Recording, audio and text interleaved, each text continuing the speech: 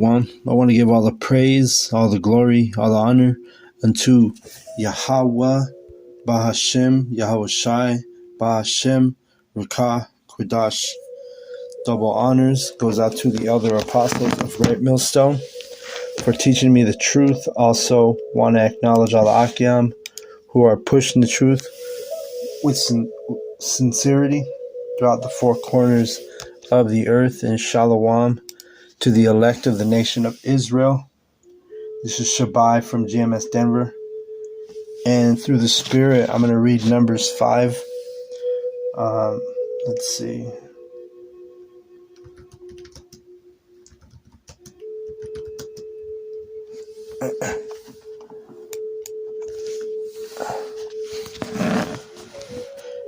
All right, it says, And Yahweh spake unto Moses, saying, Command the children of Israel that they put out of the camp every leper and everyone that hath an issue, and whosoever is defiled by the dead.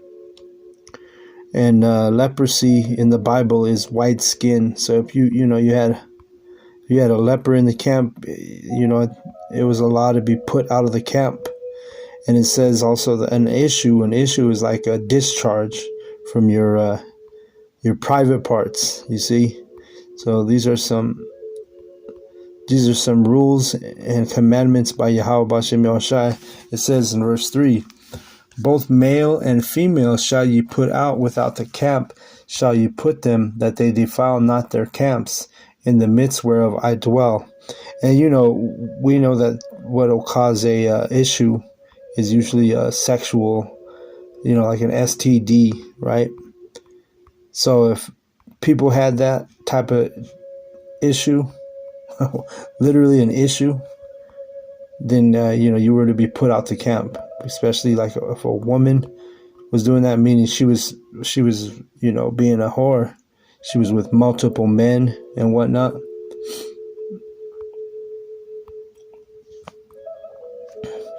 Or if it was a man with the issue, then means you were sleeping with someone else's woman, committing adultery. So you're unclean and you defile the camp, right? Because that's how the STDs manifest, is when the male semen is mixed, and that's what causes the bacteria, right? Whether it's sexual immorality between a man and he's going into another man's woman, or if it's a woman just sleeping around the camp. It says, And the children of Israel did so, and put them out without the camp, as Yahweh spake unto Moses, so did the children of Israel. And Yahweh spake unto Moses, saying, Speak unto the children of Israel, when a man or a woman shall commit any sin that men commit, to do a trespass against Yahweh, and that person be guilty. And, this is talking about sexual, like adultery, And adultery, let me be clear, is if a man, he goes and sleeps with another man's woman. Because we know that, it's lawful for a man to have multiple wives according to Yahweh Bashem Yahushai, okay? But it's if you're going after a woman who's already taken by another man, then you, as a man, you're committing adultery. If you have a wife and then you have, multiple women, there's no sin in that, okay? And you had the Pope, he just updated some decrees and some rules. Or I don't know how they. Let me see how they worded it, because it was the story yesterday that I read. But let me see something real quick. The Pope pushes back on polygamy, which polygamy is or if you're polyamorous, that means that you have multiple lovers, right? And let me just see if I can play this clip, and it's just going to be audio. But if it's not saying nothing good, then I'm just going to turn it off. But let's see. This is Pope makes the case against polygamy and polyamory. Why now? Okay, let's see. Part of historic cities and unforgettable scenery with Viking. Unpack once and get closer to iconic landmarks, Oh shit, local that's lights, and cultural Salakia, that's a commercial. Because when per person. That is the plea from Pope Let Leo, me who see, tonight let's start signed that off on a vow. Tonight, one spouse per person. That is the plea from Pope Leo, who tonight signed off on a Vatican statement against polygamy and polyamory, saying monogamy is the only way. Let's see. Tonight, one spouse per person. That is the plea from Pope One Leo, spouse who per tonight person. signed off on a Vatican statement against polygamy and polyamory, saying monogamy is the only way, which had us asking questions about how widespread polygamy and polyamory may be, that the Pope felt the need to speak out about it right now.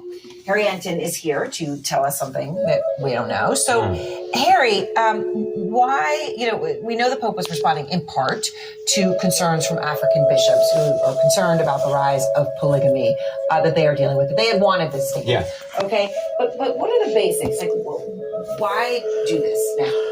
Look, I think there are a number of reasons why. You mentioned, of course, Africa, where, this Pope is trying to make a real sort of statement. But more than that, it's not just Africa where we see polygamy, at high levels. In America, for example, the number of Americans in a polyamorous relationship, I was crunching some numbers. We're talking upwards of 9 million Americans in a polyamorous relationship. Now, I should point out it's an estimate because it turns out there's no exact poll asking this question, but when you sort of put the different estimates together, we think it's about 9 million people, which is a lot of folks.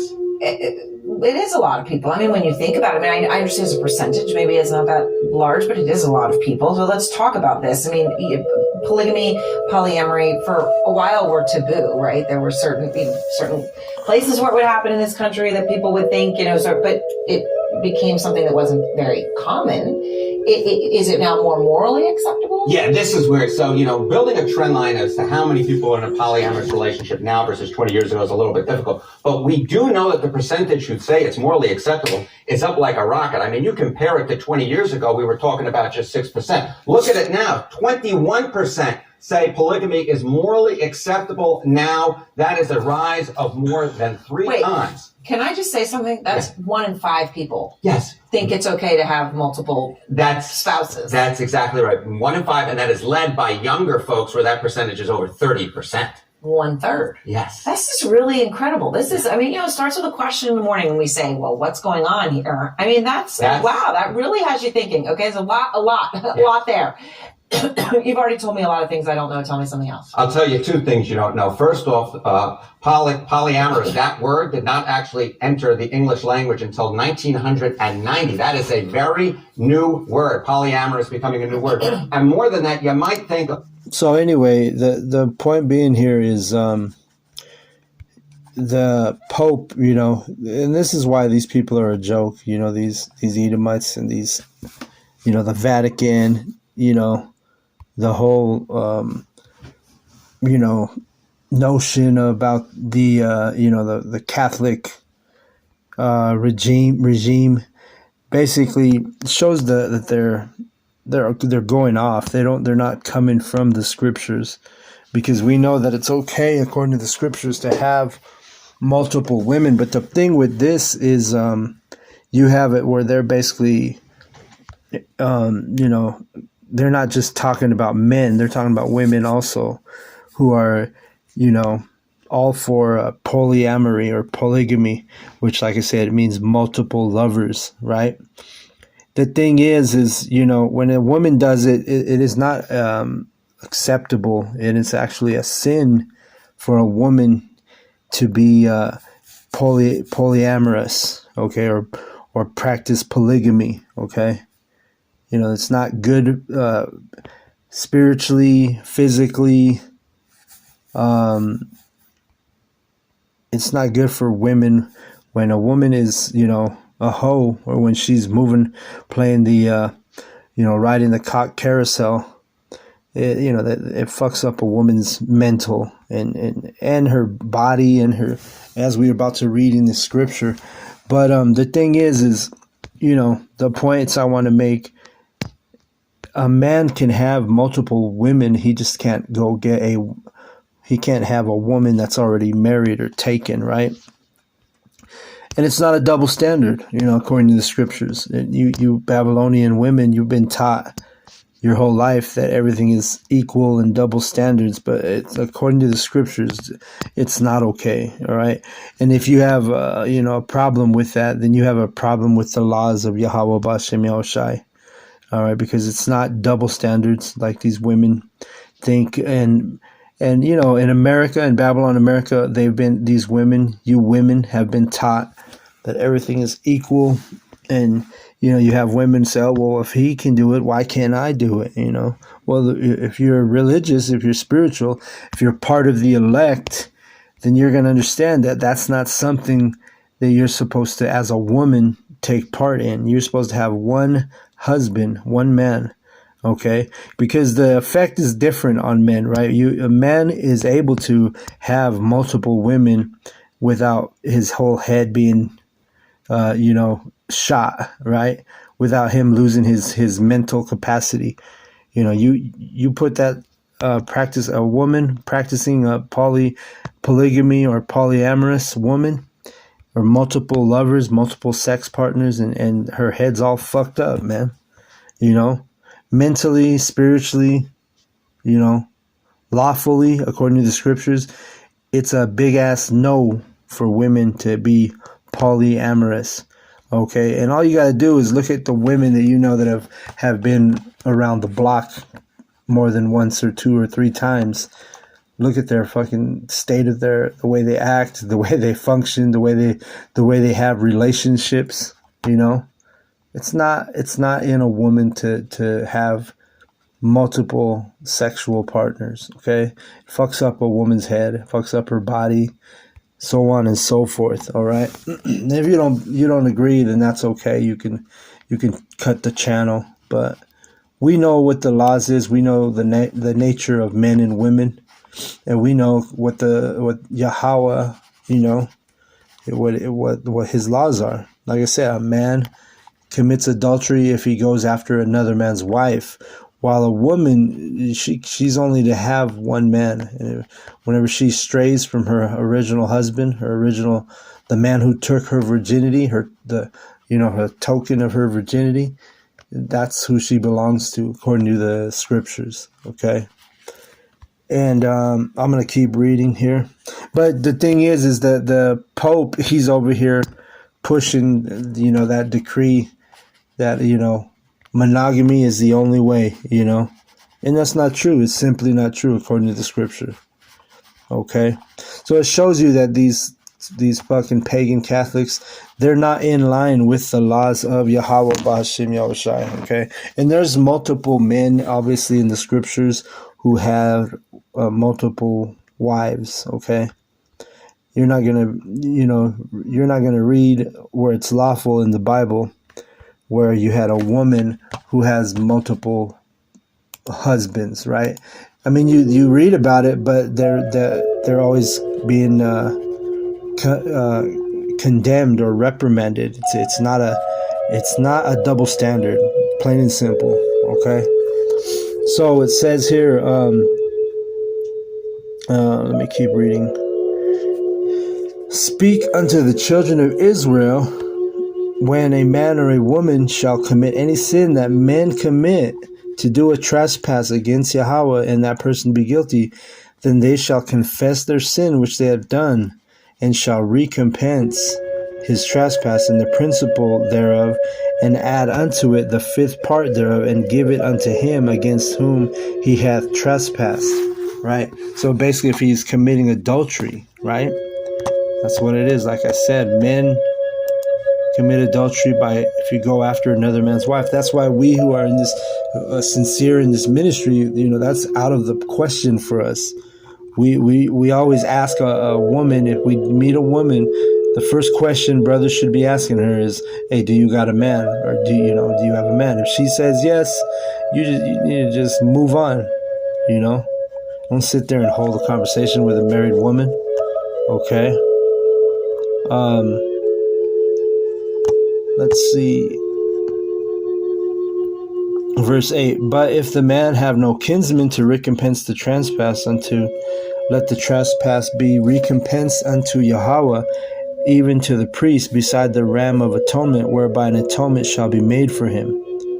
Right? And this is when, you know, we were still sacrificing animals. Obviously, Yahweh Shai was the perfect sacrifice, so we don't do this. Obviously, we don't practice this ritual, but, you know, it's important to know the history and to know, you know, how things were handled in times past. It says, and every offering of all the holy things of the children of Israel, which they bring unto the priest, shall be his. And every man's hallowed thing shall be his. Whatsoever any man giveth the priest, it shall be his. And Yahweh spake unto Moses, saying, Speak unto the children of Israel, and say unto them, If any man's wife go aside and commit a trespass against him. So if you have a wife and your woman steps out on you, it says, and a man lie with her carnally, and it be hid from the eyes of her husband, and be kept close, and she be defiled, and there be no witness against her, neither she be taken with the manner. So if she steps out on her husband, and she goes and sleeps with another man, nobody, you know, was there to catch her in the act, or you know, she so-called got away with it, right? Then there would be, if the man suspected she was fucking around, then there was a ritual that came with that, okay? And we're about to read it, all right? And these are the laws of Yahweh Bashem Yoshai. This is what we used to do in these types of situations, in these types of cases, you know? It says, and the spirit of jealousy come upon him. So he started being jealous because he started noticing changes in his woman, right? And he be jealous of his wife, and she be defiled. Or if the spirit of jealousy come upon him, and he be jealous of his wife, and she be not defiled, then shall the man bring his wife unto the priest. So this is what you would do if you suspected your wife was sleeping around. It says, and he shall bring her offering for her the 10th part of an ephah of barley meal. He shall pour no oil upon it, nor put frankincense thereon, for it is an offering of jealousy. So you had a jealousy offering, an offering of memorial, bringing iniquity to remembrance. Okay, so it was a ritual, and basically through this ritual, the woman would be deemed innocent or deemed, with iniquity or guilty. Okay. It says, and the priest shall bring her near and set her before Yahweh. And the priest shall take holy water in an earthen vessel, and this is the ritual. And of the dust that is in the floor of the tabernacle, the priest shall take and put it into the water. Okay. And the priest shall set the woman before Yahweh and uncover the woman's head, and put the offering of the memorial in her hands, which is the jealousy offering. And the priest shall have in his hand the bitter water that causeth the curse. So, you women, if you were stepping out on your man, these curses would come upon you, right? And this is spiritual, right? When you believe in Yahweh Hashem Yoshai, these curses will have an effect on the people that have need to be cursed. If you're innocent, though, hey, there's not going to be no curse on you. That's basically what this ritual is.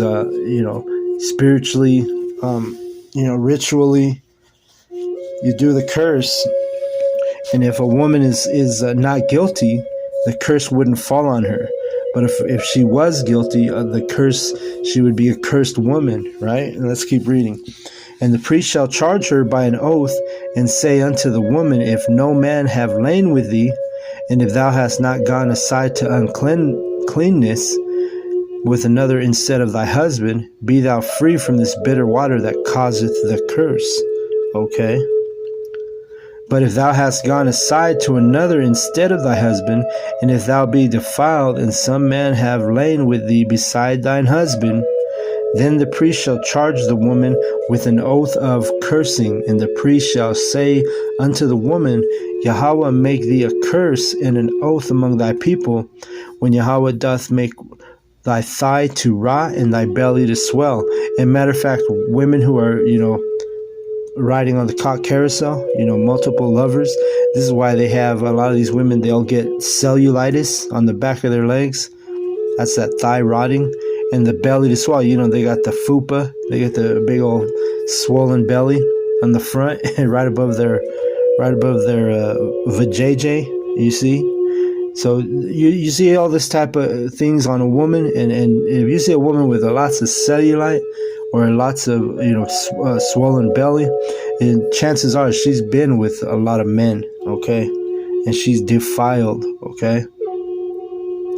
It says in verse 22, and this water that causeth the curse shall go into thy bowels, and to make thy belly to swell, and the thigh to rot.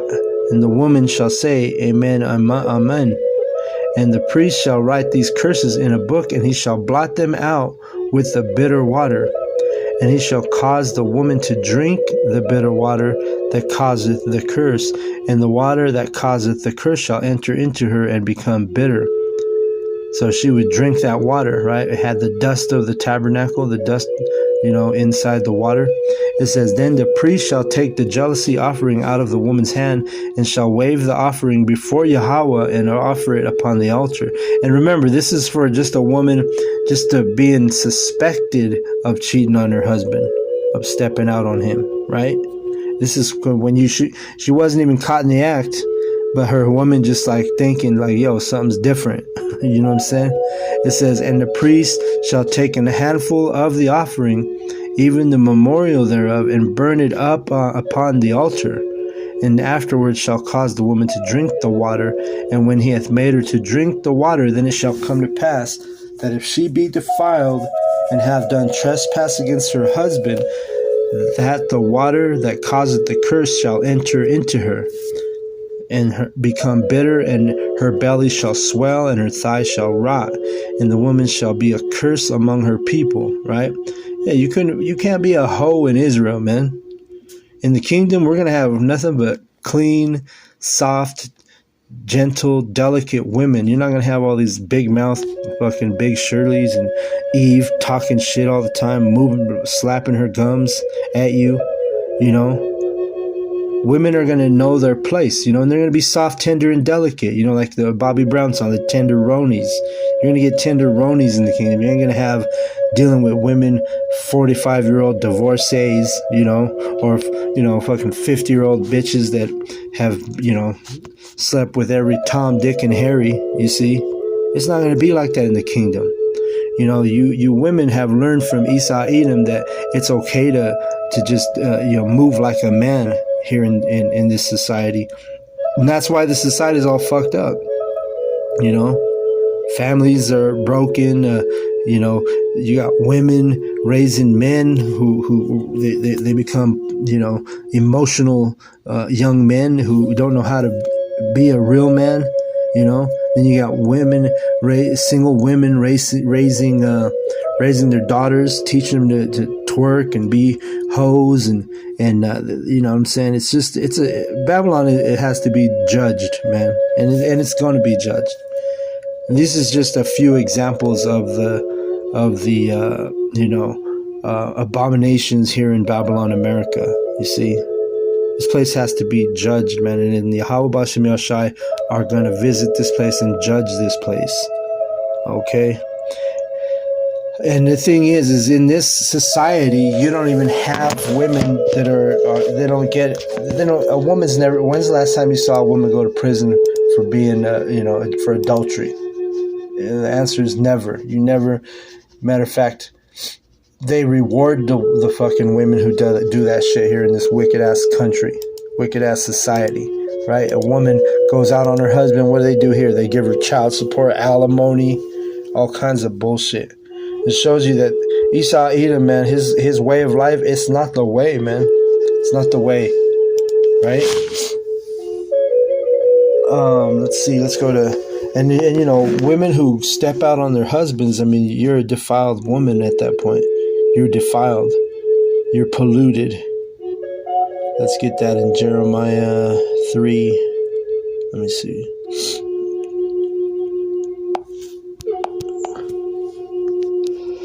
It says, they say, if a man put away his wife, and she go from him, and become another man's, shall he return unto her again? Shall not that land be greatly polluted? But thou hast played the harlot with many lovers, yet return again to me, saith Yahweh. Okay?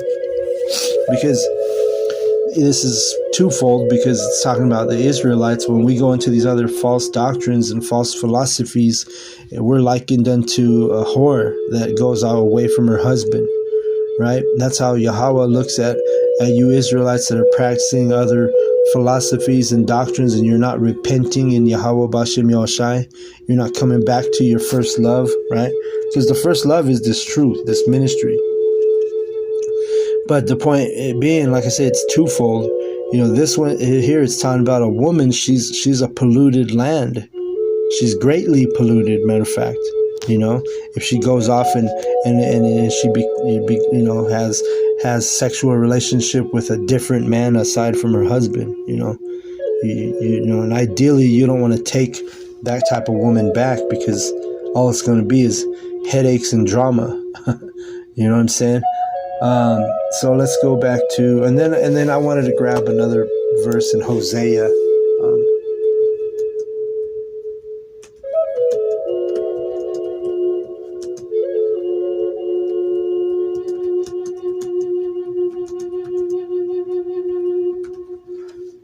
And this is actual prophecy that's been fulfilled, and it's a punishment. It's also that we're under the curses. This is one of the curses we're under.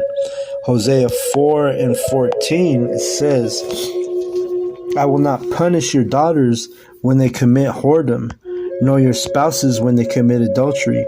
For themselves are separated with whores, and they sacrifice with harlots. Therefore the people that doth not understand shall fall. Okay. So, and that prophecies came to pass, because, again, I was just saying it. Women, when's the last time you saw a woman get punished for adultery? No, they get rewarded in this country for adultery. If a woman steps out on her husband, guess what? She's going to get child support. She's going to get alimony. She's going to get, you know what I'm saying? And you have women out here just doing it multiple times for these polyamorous women, these whores.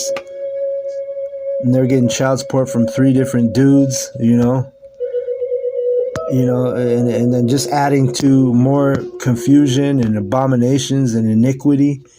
In this place, you know, like I said, this place is the fulfillment of these prophecies. This is you know, the land of enchantments, the land of witchcraft, the land of sorceries, the land of abominations, the land of confusion. America, right? It says, let me read it again. I will not punish your daughters when they commit whoredom, nor your spouses when they commit adultery. You see? So that's prophecy fulfilled, because women don't get punished. They actually get rewarded in Babylon for being whores. Okay? That's how wicked this judicial system is. That's how wicked this society is. It's totally against Yahweh Bashem Yahushai. And not only that, you just had the Pope, like I said, condemning polygamy for men. You know, like I say, it's okay for men in Yahweh Bashem Yahushai's eyes, but a woman is not to be a polyamorous. That's a whore, a harlot, a destroyed woman. You know, women who have the women that have the most problems are the whores. The women who have been, like I said, around the block. You know, several times around the block. You see, these type of women, I mean, you don't want to get with a woman like that. She's got all kinds of emotional baggage. You know, she probably has a bunch of, you know, babies, kids, a bunch of seeds from different men. Those type of women, men, you want to stay as far away from as possible, you know. And we're not really taught, especially if you're a man growing up without a father or even a mother. Hey, you don't have nobody to tell you like, yo, stay away from these type of women, right? Or you fuck around and get a woman pregnant who already has 3 baby daddies. I mean, that's that's some, that's a fucked up situation, But let's see. Where are we at here? Let me see. Let me go back to that ritual, cleansing ritual.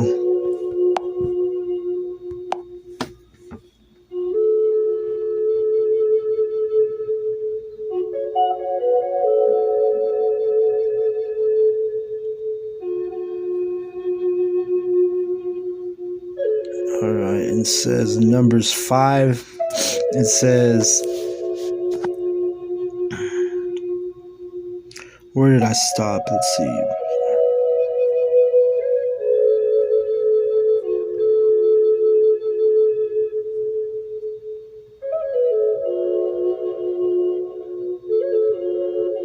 Okay, verse 28, Numbers 5 and 28 says, and if the woman be not defiled, but be clean, then she shall be free and shall conceive seed.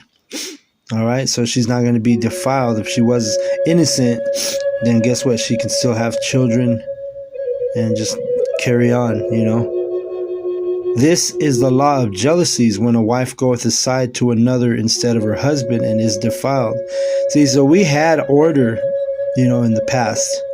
Nowadays, there's no order. Now it's like, oh, these women go whoring around and they're not punished, like we read in Hosea. But back in the ancient, there was rituals for these type of things, and women were held accountable. Women were judged. You women were, you would dismiss that wife. You found out your wife was messing around. Because nowadays you got women, they have so much power. They go fucking around with their husband. You got a lot of husbands, they just, some of these men just turn the other cheek. They know their woman is being a whore and they stay with her, which is total madness. Numbers 5 and 30. Or when the spirit of jealousy cometh upon him, and he be jealous over his wife, and shall set the woman before Yahweh, and priest shall execute upon her all this law, then shall the man be guiltless from iniquity, and this woman shall bear her iniquity. Okay? So see, we're going to go back to this in the kingdom. A woman, if she's, and it's going to be really... It's going to be because we're going to deal with concubines, which are the heathen women. So this is going to be really a lot kept with heathen women, because you're going to have the heathen are still going to be, they're not going to be in their perfect bodies and they won't keep the laws perfect like the Israelites will in the kingdom. Because our women, the Israelite women, you're going to be healed in the kingdom. You're not going to be a whore.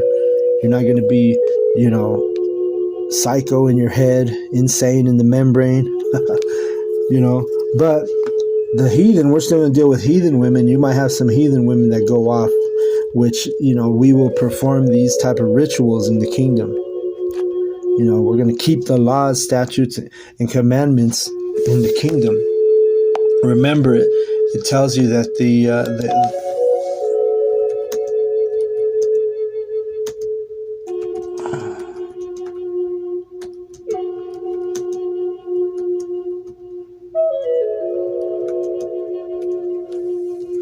let me see.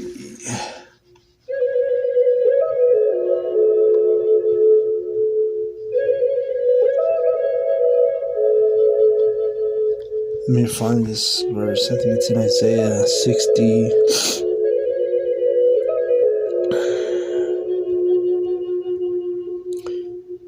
Let's see, Isaiah. It's like 65 maybe.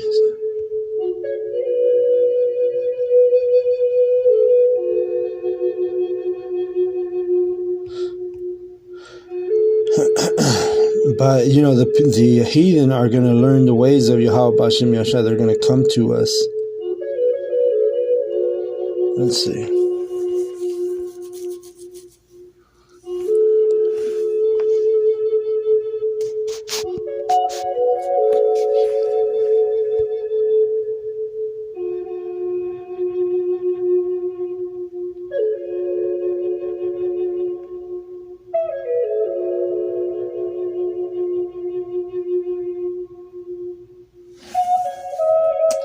Let me see.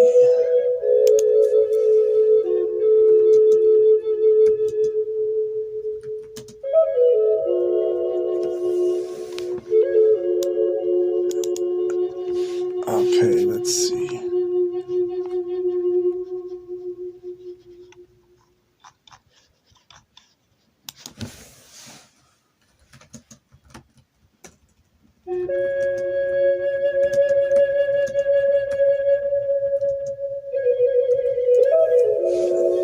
Okay, there it was 60. Isaiah 60. Let me start at 10.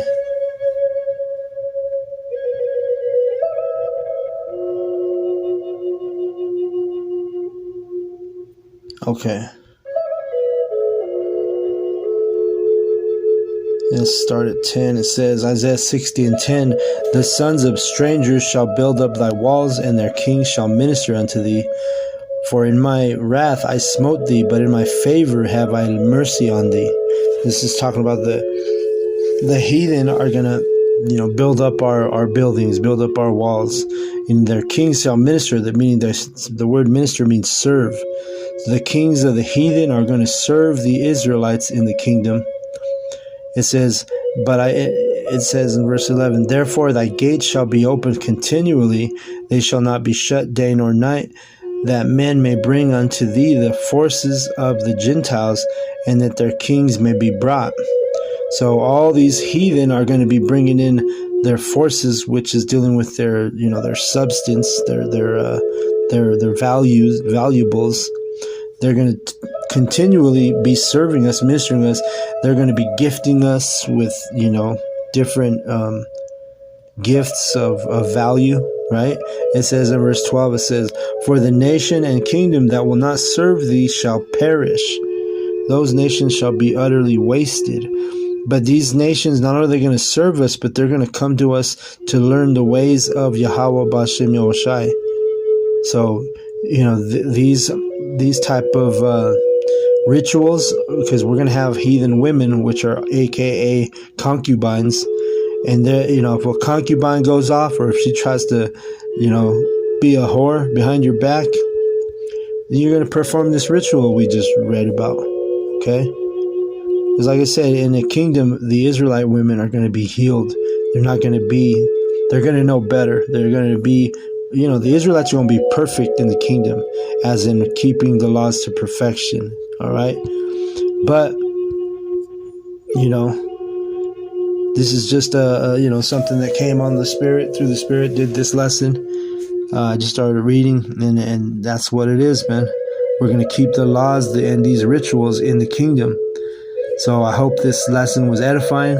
I want to give all the praise, all the glory, all the honor unto Yahweh, Bahashem, Yahweh Shai, Bahashem, Rakah Kodash. Double honors goes out to the elder apostles of Great Millstone for teaching me the truth.